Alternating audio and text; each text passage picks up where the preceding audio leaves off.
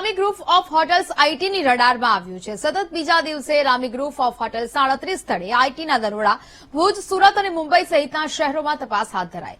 લેવડ દેવાડ, હિસાબી દસ્તાવેજો અને અન્ય મહત્વના પુરાવાની શોધખોળ શરૂ કરાઈ છે। ટેક્સ ચોરીની આશંકાએ મુંબઈ આઈટી વિભાગની ઇન્વેસ્ટિગેશનની વિંગની કાર્યવાહી છે તે જોવા મળી છે। રામી ગ્રુપ ઓફ હોટલ્સના અલગ અલગ 38 જેટલા સ્થળો પર હાલ આ દરોડાની કામગીરી ચાલી રહી છે।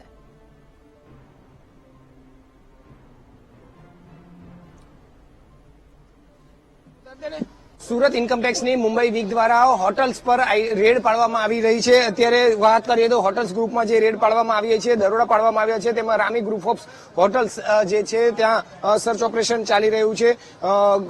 વાત કરીએ તો ખાસ કરીને આ રામી ગ્રુપ ઓફ હોટલ્સમાં 38 જેટલા સ્થળો પર જે છે તે આઈટી ગ્રુપ દ્વારા અત્યારે દરોડાની કામગીરી ચાલી રહી છે, જેમાં સુરતમાં પણ હાલ આ બાબતે કામગીરી ચાલી રહી છે। રામી ગ્રુપ ઓફ હોટલ્સના 38 સ્થળો પર જેમાં ચાલી રહી છે તેમાં મુંબઈ, સુરત અને ગલ્ફ સહિતના દેશોમાં 52 જેટલી હોટલ્સ અને રેસ્ટોરન્ટ આવ્યા હોવાની માહિતી હાલ જાણવા મળી છે। ચાણક્ય લેવડ દેવડ, હિસાબી દસ્તાવેજો અને અન્ય મહત્વના પુરાવાઓની શોધખોળ હાલ ચાલી રહી છે। મુંબઈ ઇન્કમટેક્સ વિભાગની ઇન્વેસ્ટિગેશનની વિંગ દ્વારા સર્ચની કામગીરી હાલ કરવામાં આવી રહી છે, જેમાં રામી ગ્રુપ ઓફ હોટલ્સના મોટા પાયે તપાસ કરવામાં આવી રહી છે। ગ્રુપ દ્વારા જે છે તે ખાસ કરીને 5 સ્ટાર હોટલ્સ અને રેસ્ટોરન્ટનું સંચાલન હાલ અહીં થતું હોવાનું જાણવા મળ્યું છે। ટેક્સ ચોરીની આશંકાને પગલે અત્યારે તપાસનો ધમધમાટ જે છે તે ચાલી રહ્યો છે।